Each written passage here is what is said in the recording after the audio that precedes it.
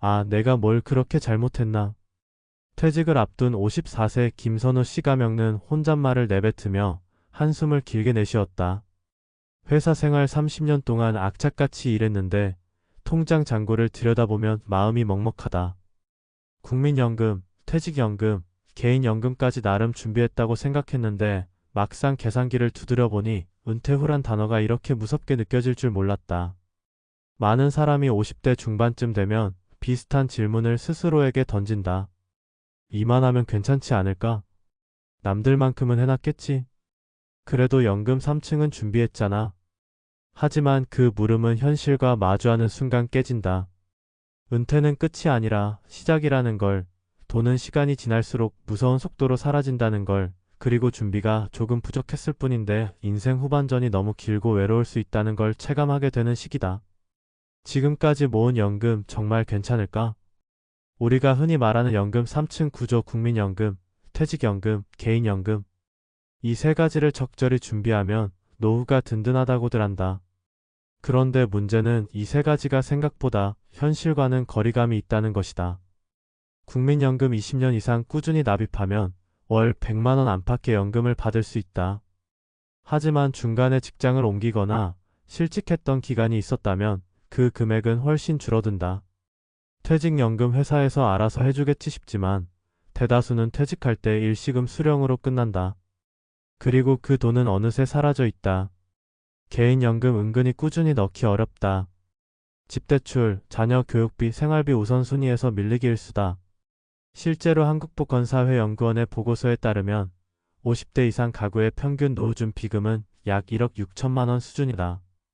이걸 가지고 30년, 길게는 40년을 살아야 한다면 한 달에 쓸 수 있는 돈은 50만 원도 안 되는 셈이다.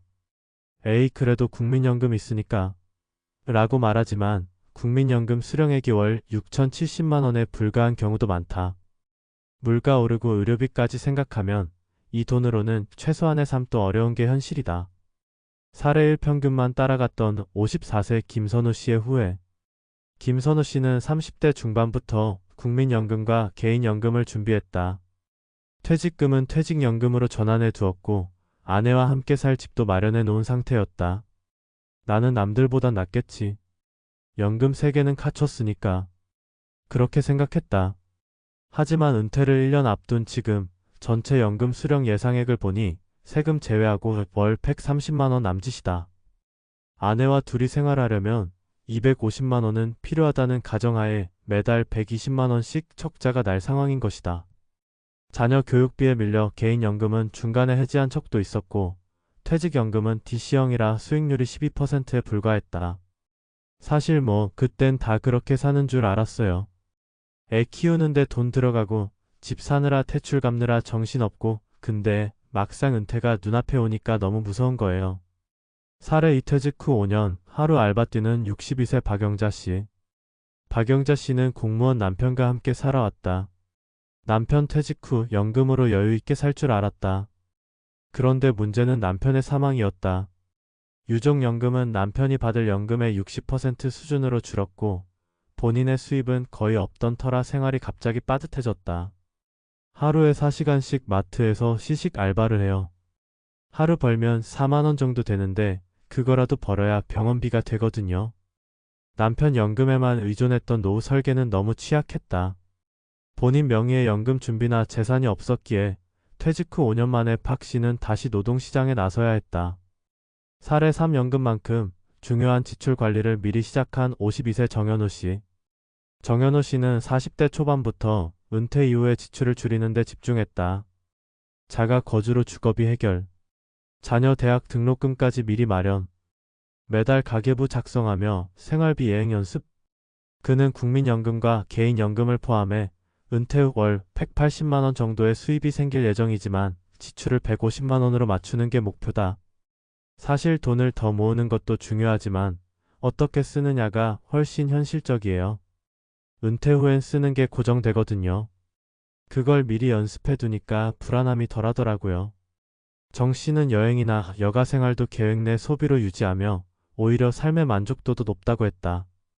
연금이 많지 않아도 지출 관리 하나만으로 안정적인 노후를 꿈꿀 수 있다는 예시다. 그렇다면 지금 우리는 뭘 해야 할까? 1. 현실적인 수입과 지출을 계산해보자. 막연히 그때 되면 알아서 되겠지는 위험하다. 현재 연금 수령 예상액을 국민연금공단, 퇴직연금관리 시스템 등에서 확인하고 은퇴 후 예상 지출과 비교해보자. 2. 노후 지출 시뮬레이션을 해보자. 한 달 동안 150만 원으로 살아보기, 의료 비교통비 등 비정기 지출 포함해보기 등 실제 연습을 해보면 감이 확 달라진다.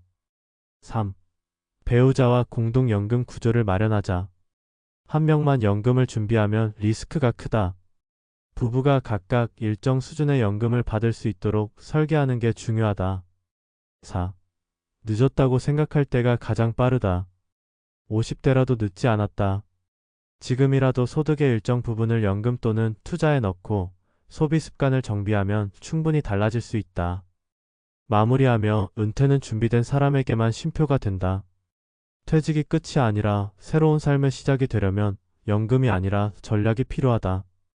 준비되지 않은 은퇴는 인생의 위기가 되지만 작지만 현실적인 계획은 인생의 두 번째 봄을 열어준다. 지금 통장을 보고 눈물이 나더라도 괜찮다. 우리가 그 눈물을 딛고 준비할 수 있다면 말이다. 그리고 당신은 아직 늦지 않았다.